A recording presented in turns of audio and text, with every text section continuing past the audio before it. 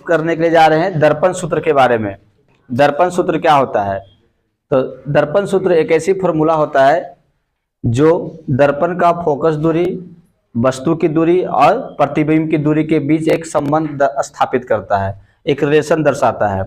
और दर्पण के सूत्र की सहायता से हम ये ज्ञात कर सकते हैं कि कोई वस्तु किसी दूरी पर या किसी बिंदु पर रखने पर उसका प्रतिबिंब कितनी दूरी पर या कितने डिस्टेंस पर प्राप्त होता है, और उस प्रतिबिंब का नेचर कैसा होगा, बड़ा होगा, छोटा होगा, रियल होगा कि वर्चुअल होगा।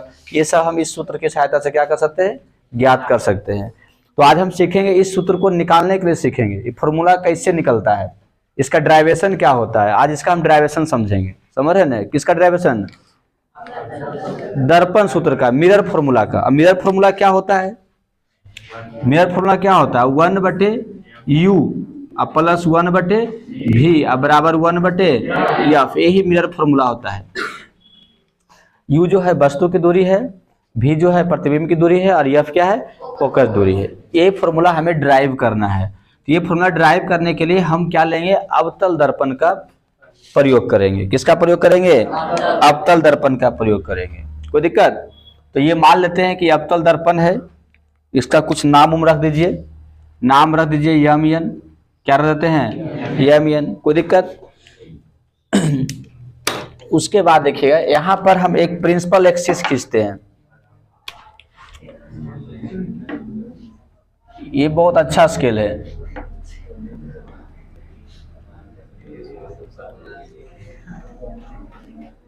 ये प्रिंसिपल एक्सिस हो गया।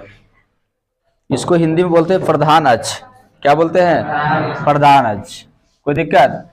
और ये दर्पण को P बिंदु पर प्रतिच्छेद करता है, इंटरसेक्ट करता है। कौन सा पॉइंट पर? P पॉइंट पर। कोई दिक्कत है यहाँ तक? एकदम आसान तरीका से प्रूफ करेंगे, एक बार में भी समझ में आ जाएगा। समझ, जो ऑफलाइन पढ़े वो भी एक बार में समझ जाएंगे, और जो यदि आप घर पर भी देखिएगा तो एक बार में, जो यहाँ पर नहीं पढ़े हैं, जो नहीं आए, घर पर भी देखने पर एक बार में गारंटी के साथ समझ में आ जाएगा। तो ये P बिंदु है। अब ये अवतल दर्पण है तो इसका फोकस बिंदु होगा यहाँ पर, और जितना डिस्टेंस ये उतना डिस्टेंस इधर लेना, ये वक्रता का केंद्र होगा, सेंटर ऑफ कर्वेचर। तब फोकस बिंदु को F मानते हैं और सेंटर ऑफ कर्वेचर को C मान लेते हैं। कोई दिक्कत? ये फोकस हो गया, ये सेंटर ऑफ कर्वेचर हो गया, वक्रता का केंद्र, और ये फोकस, और ये ध्रुव हो गया। क्या हो गया? ध्रुव हो गया। अब इसमें हम क्या करते हैं? वस्तु को रखते हैं किधर? अनंत पर नहीं रखना, वस्तु को C से पीछे रख लेते हैं। C से पीछे भी रखिए तो भी प्रूफ होगा, CF के बीच में रखिए तो भी प्रूफ होगा। समझ रहे हैं? कहीं पर भी रखाएगा तो प्रूफ हो जाएगा, यहाँ भी रखेंगे तो भी प्रूफ होगा। लेकिन हमें कोई भी प्रूफ कीजिए, नंबर बराबर आएगा, कोई दिक्कत नहीं, खाली प्रूफ होना चाहिए। इसके लिए हम वस्तु को कहाँ रख रहे हैं?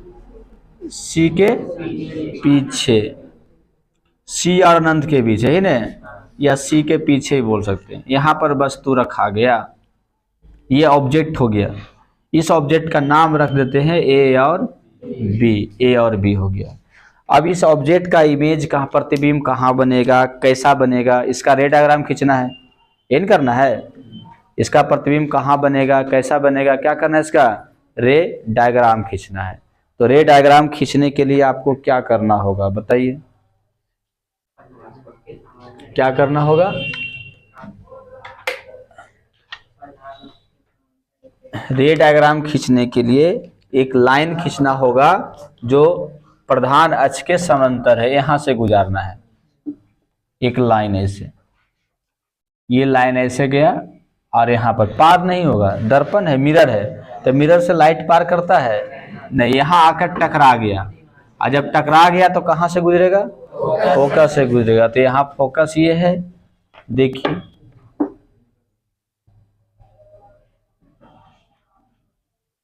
यहाँ पर टकराया, ये फोकस से गुजरेगा, इस तरह से क्या, इसका कहानी खत्म। एक चित्र हो गया। दूसरा क्या करना है? C से गुजारना है। कहाँ से? C से गुजारेगा। देखिए C से ऐसे गुजरेगा,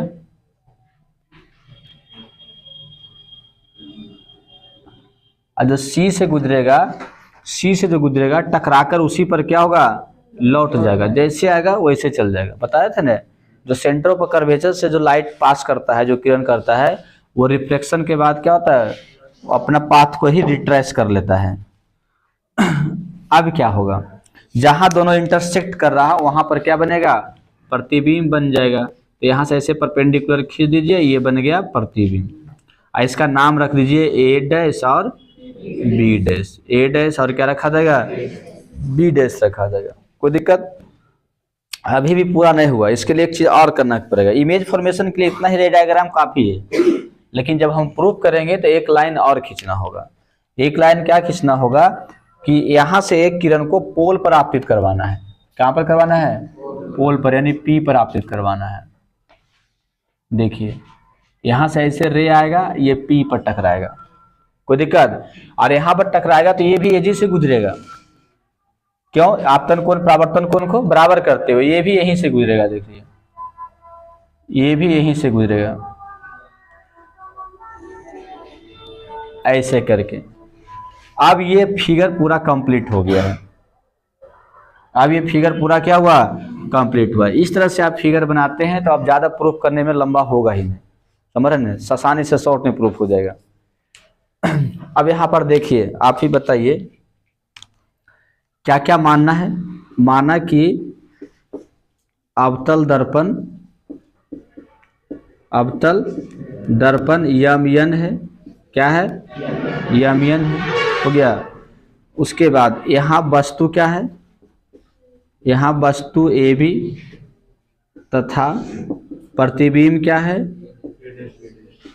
प्रतिबिंब ए डैश और क्या है, बी डैश है। और क्या है बताइए, वस्तु की दूरी क्या यहाँ पर है, लिख दीजिए। वस्तु की दूरी क्या होगा, बीपी। यहाँ से यहाँ तक नहीं, वस्तु की दूरी होगा बीपी। अब बीपी बराबर क्या लिखेगा, माइनस यू। वस्तु की दूरी को क्या मान लेना है, लेफ्ट में है तो माइनस होता है, साइन कन्वेंशन के अनुसार पढ़े थे ना। चिन्ह परिपाटी में क्या कहता है, बाएं तरफ क्या होता है माइनस और दाएं तरफ प्लस, ऊपर प्लस नीचे माइनस। चलिए तो वस्तु की दूरी बीपी बराबर माइनस क्या होगा, यू, यहां से यहां तक माइनस यू। प्रतिबिंब की दूरी,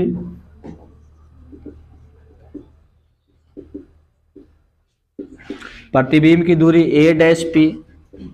ए डैश क्या होगा, पी होगा। थोड़ा सा एक चीज ध्यान देना, ऐसे ए बी लिखे हैं ना तो यहाँ पर ए डैश कर देते हैं, अच्छा रहेगा। ऐसे कोई दिक्कत नहीं था, लेकिन ऐसे अच्छा रहेगा। ए डैश और क्या हो गया, बी डैश, क्योंकि इस पर सब बी रहेगा तो अच्छा रहेगा। तीर ए की तरफ है, यहाँ पर तीर ए डैश की तरफ है, तो प्रतिबिंब की दूरी बी डैश पी क्या हो जाएगा, बी डैश पी। तो बी डैश पी बराबर क्या होगा, माइनस भी, इधर पट्टी वो भी है तो माइनस भी। उसके बाद फोकस दूरी क्या होगा, फोकस दूरी यहाँ से यहाँ तक एफ पी क्या हो जाएगा, एफ पी। ये क्या होगा, माइनस एफ। वक्रता का त्रिज्या क्या होगा, दिख रहा, आ रहा, देखिए तो स्क्रीन में। वक्रता की त्रिज्या क्या होगा, सी से लेकर के पी तक, सीपी। सीपी बराबर क्या होगा, माइनस आर, क्या होगा, माइनस आर। माइनस आर को लिख सकते हैं माइनस टू एफ एक साथ। माइनस आर को क्या लिखाएगा, माइनस टू एफ लिखाएगा। कोई दिक्कत है यहाँ तक किसी को, तो हाथ खड़ा कीजिएगा। ये सब अभी मान कर चले हैं। इमेज फॉर्मेशन, इमेज प्रतिबिंब कैसे बनाया जाता है ये भी समझ में आ रहा होगा। वस्तु की दूरी, प्रतिबिंब की दूरी, फोकस दूरी और वक्रता का त्रिज्या ये भी समझ में आ रहा होगा। कोई दिक्कत? चलिए नेक्स्ट बार में कोई स्टूडेंट पूछेगा तो उसको बताने की जरूरत हमको नहीं पड़ेगा, बोलेंगे कि यूट्यूब पर देख लीजिए, समझ जाना है। नहीं समझेगा तो फिर बताएंगे। अब क्या किया जाए बताइए। अब हम यहाँ पर देखेंगे दो त्रिभुज को चयन करते हैं, दो त्रिभुज चयन कर रहे हैं। एक त्रिभुज ये वाला ले रहे हैं, देखिए ये त्रिभुज दिख रहा है ना, बनते बनते और रंगीन हो जाएगा। तो ये दोनों त्रिभुज हम ले लिए, दोनों त्रिभुज समरूप होगा। कैसे, तो यहाँ पर ये कोण 90, ये कोण भी क्या हो गया 90। दो कोण तो 90 90 हो गया ना, दो कोण हो गया 90 90, जैसे ये कोण 90, ये कोण भी क्या हो गया 90, और ये आमने सामने का कोण बराबर हो गया। तो किसी दो त्रिभुज में दो कोण यदि आपस में बराबर हो गया एक दूसरे का, तो दोनों त्रिभुज क्या हो जाएगा, समरूप हो जाएगा। क्या हो जाएगा, समरूप, सिमिलर हो जाएगा। तो यहाँ पर देखिए पहले चलना है, नाम लिखिए त्रिभुज का, त्रिभुज A B C, A B सी तथा त्रिभुज ए डैश बी डैश सी में, ए डैश बी डैश और क्या हो गया सी में। समझ में आया? कौन सा त्रिभुज? ए बी सी तथा ए डैश बी डैश और क्या हो गया सी में। तो ध्यान देना है। अभी पूछ लिए थे किसको किसको आता है, तो बहुत लोग बोला कि नहीं आता है, तब बताना पड़ रहा है। ये लाइव चल रहा है, जितना आपका बड़ा करेंगे पूरा जाएगा। कोण सी, देखिए इधर का जो कोण होगा ए सी बी, अब इधर का कोण होगा ए डैश सी बी, दोनों क्या होगा बराबर होगा, दोनों बराबर होगा। क्यों? क्योंकि यह है शीर्षाभिमुख कोण, इसको बोलते हैं शीर्षाभिमुख कोण, वर्टिकली अपोजिट एंगल, इंग्लिश में क्या बोलेंगे वर्टिकली आमने सामने का कोण बराबर होता है। उसके बाद ये 90 डिग्री, ये भी क्या है 90 डिग्री, तो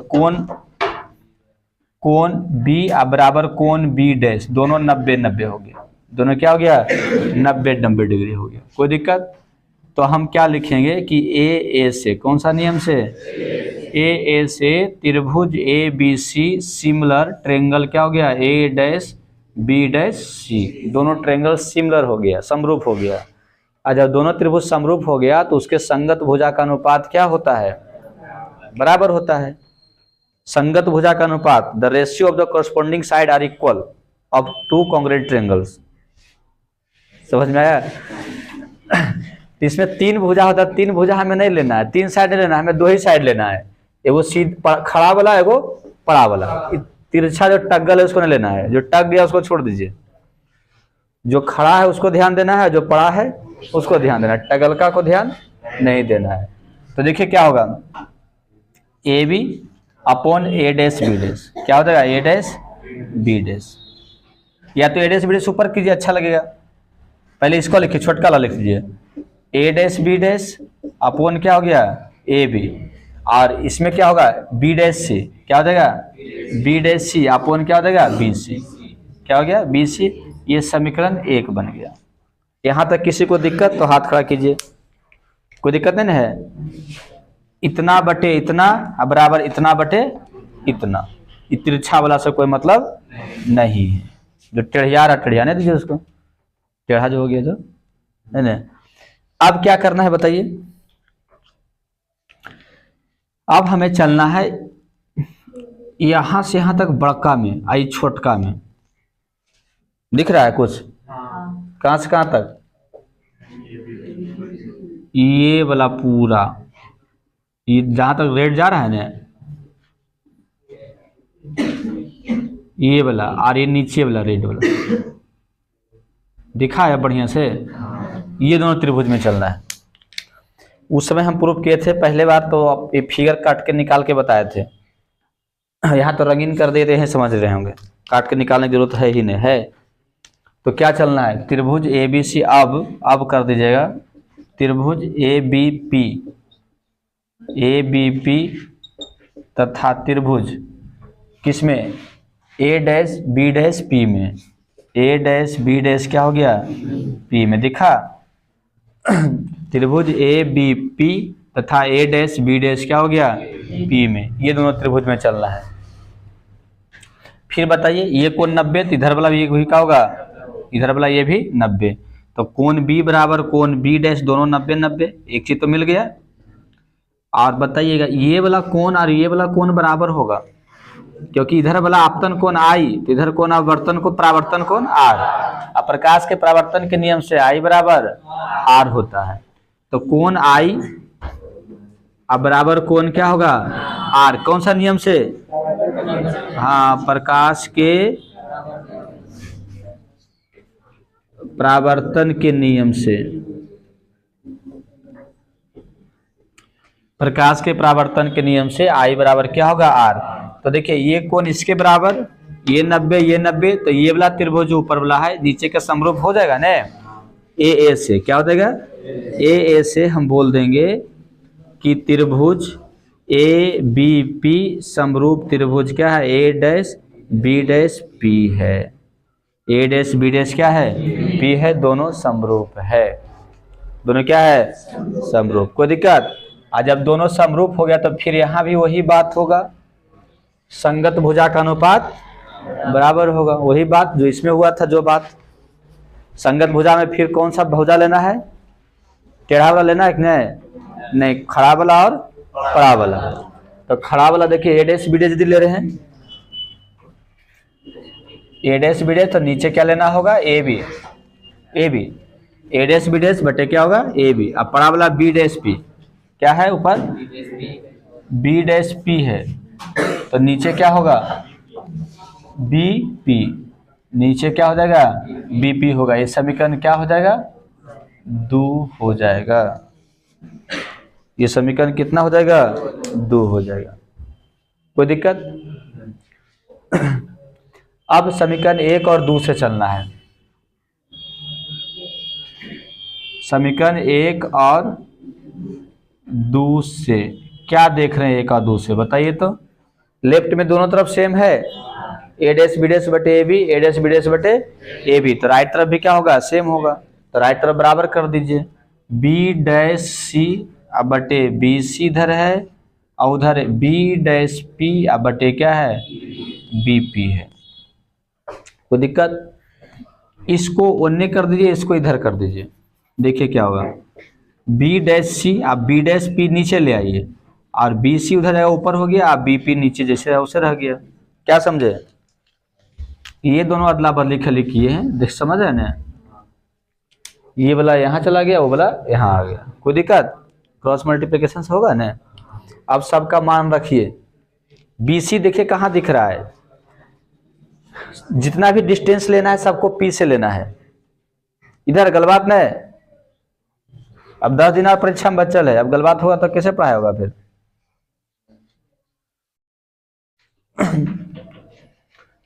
बी डैश सी कहाँ है, बी डैश सी ये वाला है ना, ये पी से कोई मतलब है इसका, तो पी से मतलब लाना है, तो बी डैश सी को हम लिखेंगे C P minus B dash P, लिख सकते हैं।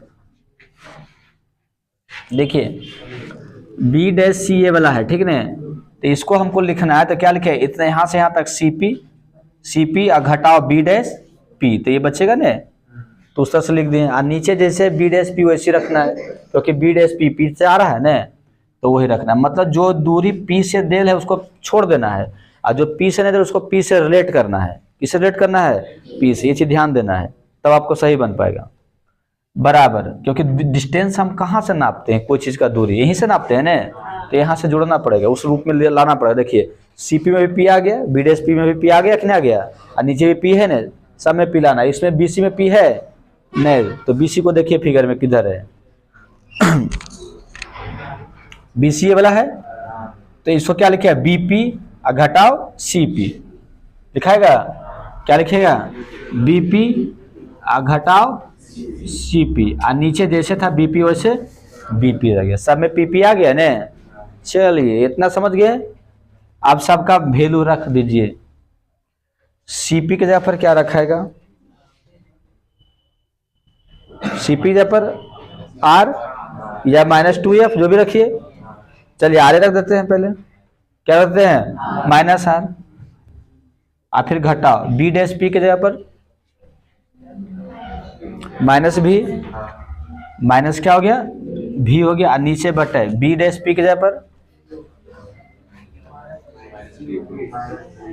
-भी रहेगा ना। अच्छा कोई दिक्कत नहीं, -भी बराबर बीपी जगह पर -u और माइनस सीपी जगह पर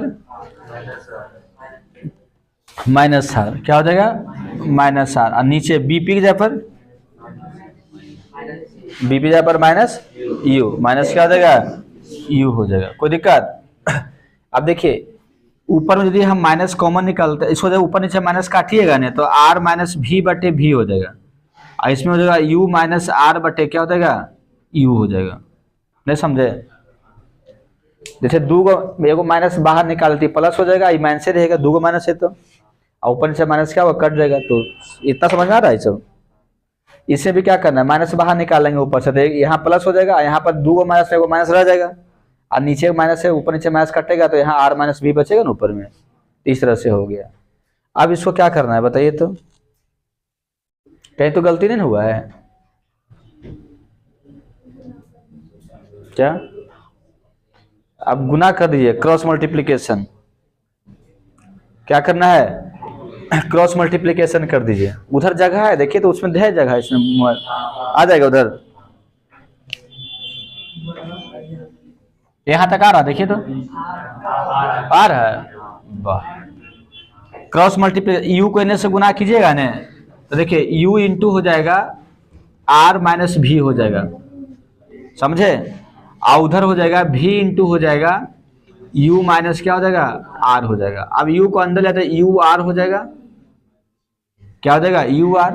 अब r के जगह पर भी रख दीजिए ना, क्या रखिएगा, 2f, माइनस r के जगह पर माइनस 2 है, तो r के जगह 2f रहेगा ना, r के जगह पर क्या रखेगा, 2f, तो रख दीजिए, करते मेरा करते रहिएगा।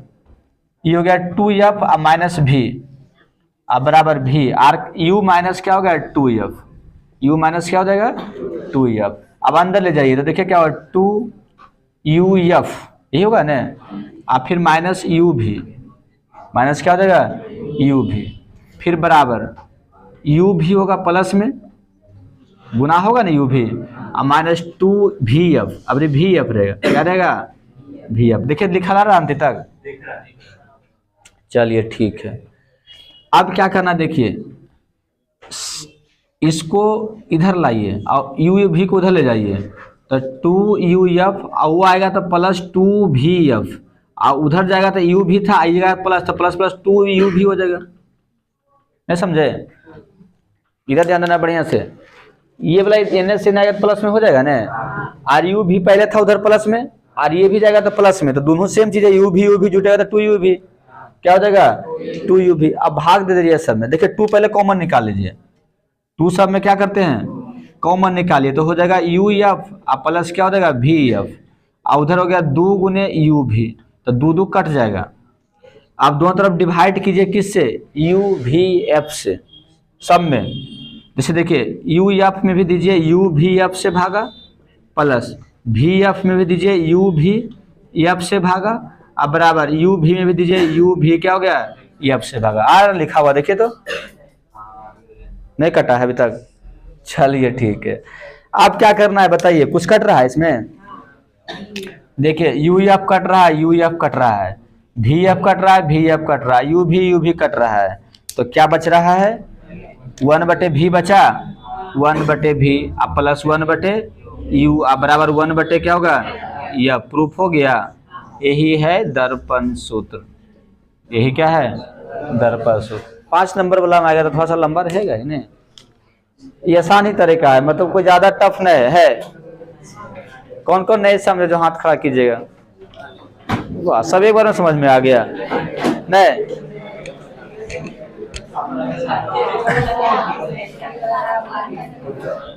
क्या